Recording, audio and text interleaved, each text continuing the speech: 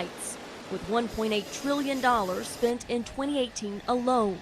We have to see that as a warning signal, not necessarily something which will lead to war, but something which needs very close attention. Military spending hit a post-Cold War low in 1998. Now remember, oh my God.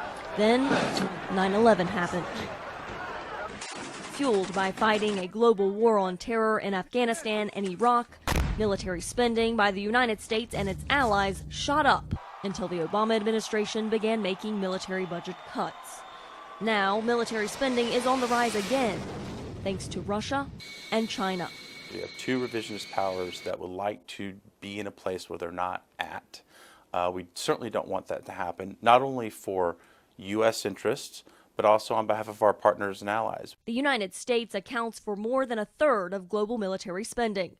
It boasts 11 aircraft carriers, a powerful nuclear arsenal, new elite fighter jets, and about 2.1 million troops. Experts agree its military remains the dominant force. I think sometimes there's a tendency to make Russia and China 30 feet tall, and they're not. There are real vulnerabilities there that we could exploit in a conflict, but there are also areas where they're more advanced than we are. China is now the world's second biggest military spender, going from just 2% of the world's military budget in 1990 to 14% now. Our allies and partners watching this who work with us should have no illusions that China is undertaking a comprehensive effort to modernize their military so that they can coerce and defeat us and our allies in a future conflict.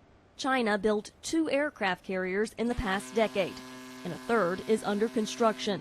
It has developed its own elite fighter jets, and troop numbers have swelled to more than 2.5 million. And China is investing in new technologies, including hypersonics, weapons that would fly 5 times the speed of sound. That will be perceived as a threat by its neighbors, and those neighbors will also then react to that. For example, India upped its military spending more than $11 billion in just 3 years, now ranking 4th overall. Although Russia slipped from the top 5 spending countries in 2018, it still has NATO's attention after invading Georgia in 2008 and annexing part of Ukraine in 2014. The 29 NATO countries spent $963 billion, 53% of world military spending in 2018.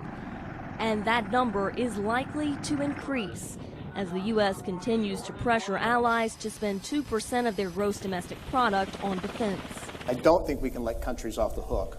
You can't simply substitute, say, well, my 2% is going to go toward technology, or I'm going to build infrastructure.